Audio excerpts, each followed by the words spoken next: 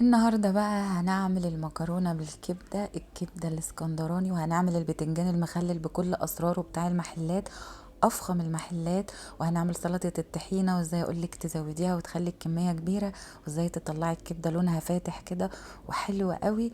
وفطارنا النهارده يا جماعه اكله حرشه. هنقول بسم الله الرحمن الرحيم. ازيكم حبايبي غاليين، عاملين ايه؟ رب تكونوا بخير. ده نص كيلو كبده بلدي. مهم جدا ان انت ما تلمسيش الكبده بايدك عشان ما تتزفرش معانا. تلبسي كده كيس زي ما انا عملت وتقطعيها. هحط بقى هنا قرن فلفل رومي، قرن فلفل حامي، طماطمايه، توم، ملح، كزبره، كمون. وهنضرب كل ده كده في الكبه، وليمون وخل. نضرب كل ده في الكبه ونحط 4 معالق على الكبده ونسيبها على جنب. هنحط بقى شويه زيت. وهناك كان بعمل الصلصه بتاعه الطماطم، سلقت الصلصه بتاعه المكرونه. حطيت زيت وسمنه، وبعدين نزلت ب3 معالق كبار صلصه، وبعدين نزلت بشفشق طماطم، ونزلت بملح وفلفل وبس، وتوم باودر وبصل باودر. هنا بقى بعد ما الزيت والسمنه سخنوا معايا، لازم يكونوا سخنين جدا، وتنزلي كده بالكبده وتعمل تش كده، لازم لازم لازم. بعد ما تبلناها التتبيله الاولانيه، وبعد كده هنحط بهارات لحمه، وتحطي كمان ال11 بهار، وتقلبي بقى وتشمي. الملح مش هنحطه دلوقتي. دول 3 بصلات كده متقطعين سلايس كده زي ما انتم شايفين. واول ما البصل يدبل معانا، ننزل بقى بقرن فلفل حامي وقرن فلفل رومي، وشمي بقى الرواح وحلاوتك يا جمالك. بصوا الخطوه دي ممكن تستغني عنها، احنا بنحب نحط لها طماطم، بتسكر الكبده كده وتخلي الكبده مسكره. لو انت مش حابه خلاص ما تحطيش طماطم، بس عايزه اقول لكم ان هي بتخليها مسكره عسل كده. تعالوا نعمل الطشه بقى اللي هتخلي الكبده بتاعتنا احلى من الجاهزه. هنا معلقه سمنه، معلقه توم، معلقه كزبره.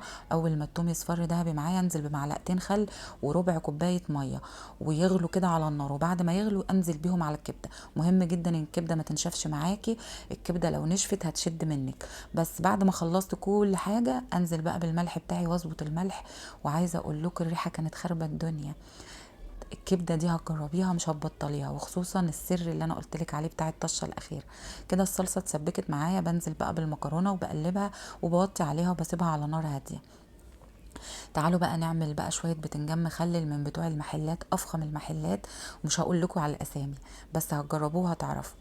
بعد كده قطعت بقى البتنجان كده زي ما انتوا شفتوا، وحطيته في الزيت عشان يتحمر، وكمان معاه قرنين فلفل. اكله حرشه يا جماعه تفتح النفس. وخلاص المكرونه، وعملت كمان صينيه كنافه بقى وزوقتها كده، وسقيتها شربات وزوقتها بالشكل ده. عايزه اقول لكم طلعت تحفه التحفه. تعالوا بقى بعد ما البتنجان اتحمر نشوف هنعمل ايه. طبعا فايض مننا خلطه او دقه من الدقه اللي احنا عملناها في الاول. بس هنحشي البتنجان ونحطه اهم حاجه في علبه، لازم تكون حاجه غويطه عشان هقولك دلوقتي ليه. معلقه بقى دقه او معلقه هريسه، معلقتين خل كبار، ربع كوبايه ميه، ونقلب كل ده كده. واهم حاجه تحطيه على البتنجان وتسيبيه فتره.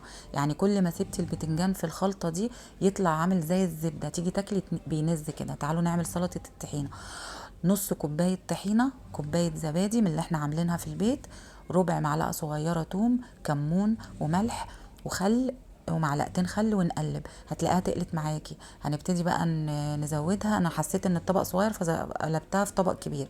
هنزود ميه تكون دافيه زي دمعه العين، ونفضل نقلب لغايه ما القوام يبقى معانا. وحمرت بطاطس وحطيت عليها ملح وكمون، وقدمتها بالشكل ده. حطيت المكرونه وحطيت الكبده، وكمان حطيت طبق كبده كده للي عايز زواده يعني. وده سلطه الطحينه.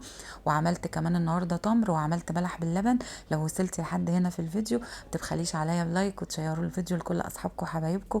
وعملنا النهارده فطارنا اكله حرشه تفتح النفس. سلام عليكم.